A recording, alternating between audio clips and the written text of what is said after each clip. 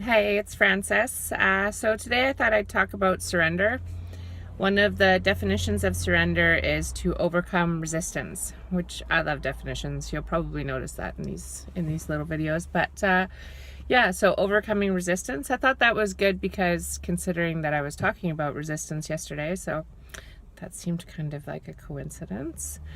Yeah, so to surrender to me is it's sort of like giving up, right? But the thing about giving up when you surrender is it's like no longer trying to fight a losing battle. You To give up sometimes is the wisest thing that you can do. And to surrender is to see what the wise decision is and make that decision.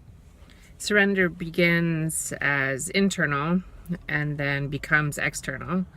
So first it'll start with me talking to God about whatever it is that I'm denying. When I come to the place of pain or frustration or just complete exhaustion where I'm willing to admit that something isn't working, whether that's a big thing or a small thing, like a relationship or where you live or where you work or different things like that are really big, things that you really, really want. You want them to work so badly, but they don't. They don't work. And surrender is a part of like just accepting that it's not working, and then doing something about it. So the doing the something about it part is action.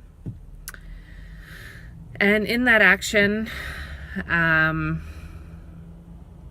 is like not really thinking or having an opinion on what the action is. So like say for instance you have a drinking problem and they suggest you go to 12-step meetings and whatever, counseling or whatever it is. Like instead of having an opinion about that, just surrendering to the fact that like your thinking isn't helping you, and so to take suggestions from other people. Times in my life when I surrendered were times where I admitted that I was struggling. I admitted that a relationship was over and that there was nothing I could do to fix that or change it or make it different. The first time I went to a 12-step meeting, I think was a part of surrender for me. Surrendering to the fact that I couldn't do it on my own and that I needed to go somewhere to get help.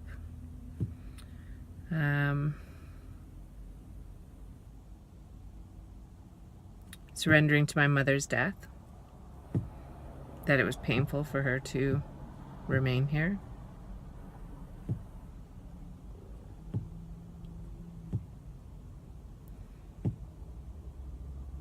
Surrendering to issues in my own family.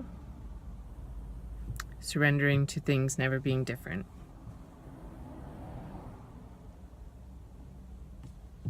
Surrender's hard.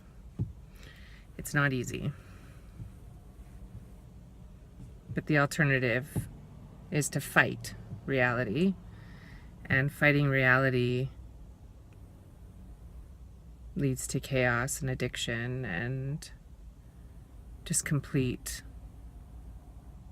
despair and destruction. So what I have learned about surrender is it's my wisest option.